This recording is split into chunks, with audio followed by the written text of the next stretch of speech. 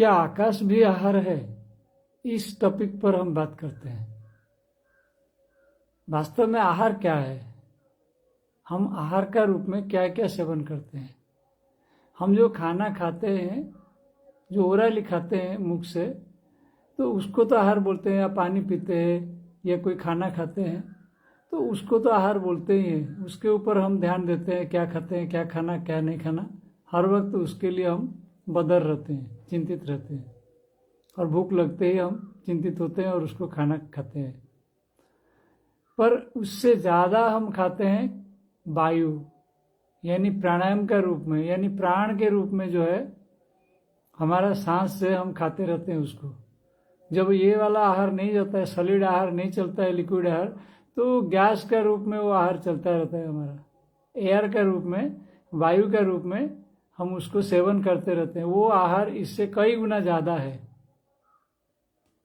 जो आहार हम सांस से लेते हैं तो वो आहार हमारा कई गुना ज़्यादा है इस आहार से, और वो हमारा प्राण को पुष्टि करता है।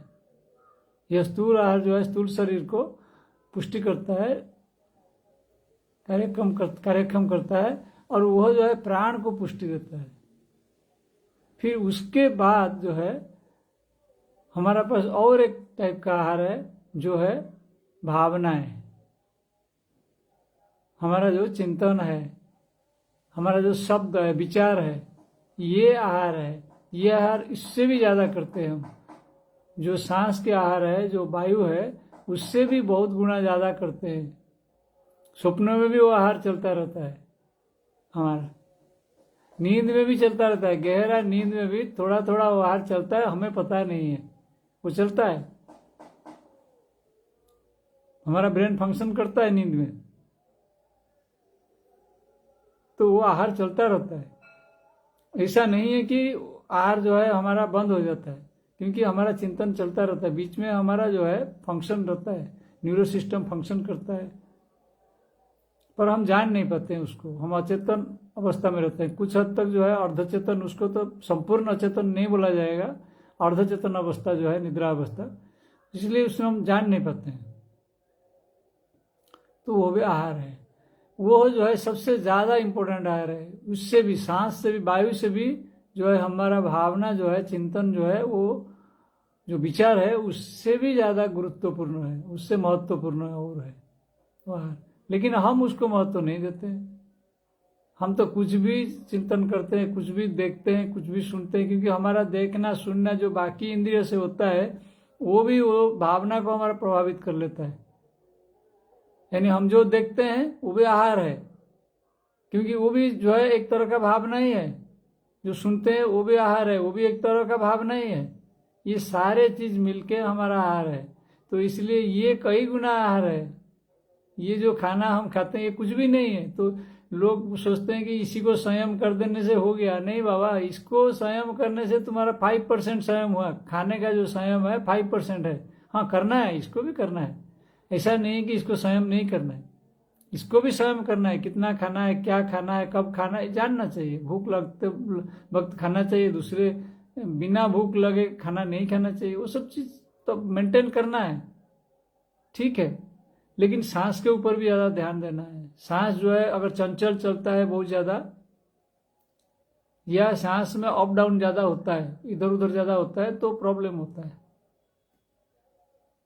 हाँ, तो सांस जो है जितना स्थिर रहेगा, बैलेंस रहेगा, तो उतना अच्छा है। तो इसके लिए हम प्राणायाम का भी प्रैक्टिस करते हैं, अभ्यास करते हैं उसको मेंटेन करने के लिए। पर मन जब स्थिर हो जाएगा तो सांस भी स्थिर हो जाएगा। और मन जब कंट्रोल में आ जाएगा, जब वहाँ हमारा हाथ में चाबी हो जाएगा मन का, तब ये भी स्थूल वाला आहार जो है, खाना पीना सब कुछ जो है नियमित हो जाएगा, ऑटोमेटिक होगा। क्योंकि आप कर नहीं पाओगे, क्योंकि मन ही ऐसा चीज है जो इसको नियंत्रित करता है। मन ही आपको अनियंत्रित कर देता है। खाने में आप कितना खाओगे पता ही नहीं लगता है, क्योंकि आपका मन करता है और खा लो और खा लो। जब मन ही नियंत्रित हो जाए तो ये सब नियंत्रित हो जाएगा। प्राण भी नियंत्रित हो जाएगा, वायु भी नियंत्रित हो जाएगा, और ये जो स्थूल आहार है ये भी नियंत्रित हो जाएगा। तो इसलिए इस चीज को हमको जानना है कि हमारा जो सूक्ष्म आहार है, जो आकाश है, वो हमारा आहार है। तो हमारा चित्त आकाश, चिदाकाश बोला जाता है। चित्त जो है आकाश जैसा है, और मन जो है, विचार जो है आकाश जैसा है। विचार हम कहाँ से लेते हैं? आकाश से ही लेते हैं। आकाश से ही लेते हैं हम शब्द को, और आकाश में ही छोड़ देते हैं। हम बातचीत कर रहे हैं तो प्रतिपल मुख से जैसे गोली जैसा निकल रहे हैं शब्द, ये थोड़ी हम विचार करके सोच सोच के निकल रहे, नहीं, वो हम स्पॉन्टेनियस चलता रहता है, कंटिन्यूस, वो आता है जाता है आता है जाता है। हाँ, ये जरूरी है कि हमारा जो संस्कार है, हमारा मन में, हमारा अंदर जो प्रभाव है, उसके हिसाब से निकलता है। जैसा लैंग्वेज है, जैसा स्टाइल है, जैसा मन में जो भाव है, उसके हिसाब से ही शब्द निकलता है। पर हम शब्द को, एक एक अक्षर को, एक एक शब्द को नियंत्रित नहीं कर पाएंगे, वो अपने आप नियंत्रित होकर अंदर से आता है। तो ये आकाश का अंश है और आकाश से मिल जाता है। तो ये हम अगर सोचेंगे तो मेरा विचार है, ये गलत है, ये सही नहीं है। मेरा खाना भी नहीं है, खाना भी जो है जमीन से आता है, पेड़ से आता है, फिर जमीन में मिल जाता है। हवा भी जो है वो भी वातावरण से आता है, एटमॉस्फेयर से, फिर एटमॉस्फेयर चला जाता है। हम लेकिन सोचते हैं कि हम लेते हैं सांस, मेरा है, खाना मेरा है, मैं ला के रखा हूँ। ये सब हमारा सोच है, असली में ऐसा नहीं होता है। असली में प्रकृति का ये सारे चीज है। तो आकाश भी प्रकृति का अंडर आ गया ना। तो ये सारा प्रकृति का चीज है। प्रकृति हमको मेंटेन करने के लिए, हमारा जो स्थूल सूक्ष्म कारण, ये सारा शरीर को मेंटेन करता है। इसलिए गीता में भी एक श्लोक दिया हुआ है, प्रकृति क्रियमाणानि गुणे कर्माणि सर्वेषां अहंकार विमूढ़ात्मा कर्ताहम इति मन्यते। तो हम अहंकार वशत जो है हमको अपने आप को कर्ता मानते हैं। असल में जो है प्रकृति हमारे से सब कुछ कराता है, हम एक निमित्त मात्र ही है। इसलिए अर्जुन जो है लास्ट में बोलता है गीता में, जे निमित्त मात्रं भवसभ्य साचिन, जो भगवान बोलते हैं अर्जुन को, निमित्त मात्रम भवसभ्य साचिन।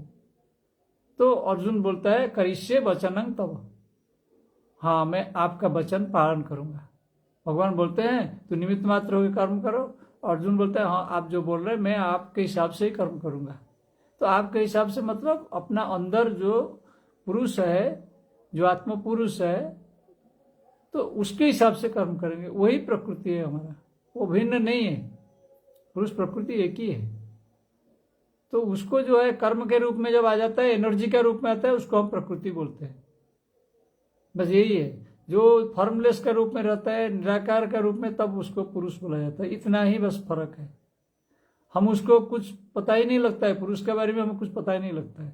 थॉट को तो हम जान पाते हैं कम से कम, कि हाँ विचार, ये हमारा विचार है, ये शब्द निकल रहे हैं, हम सुन पाते। तो प्रकृति को हम जो है महसूस कर पाएंगे कुछ हद तक, संपूर्ण रूप में नहीं है, कुछ हद तक हम महसूस कर सकते हैं। लेकिन पुरुष को कोई मेथड नहीं है महसूस करने का, क्योंकि वो सूक्ष्माति सूक्ष्म है, लेकिन उसके प्रेजेंस में सब कुछ होता है। तो इसलिए हमको जानना है कि आहार क्या है। ये बहुत सूक्ष्म चीज है, छोटा चीज नहीं है। हरिओम तत्सत।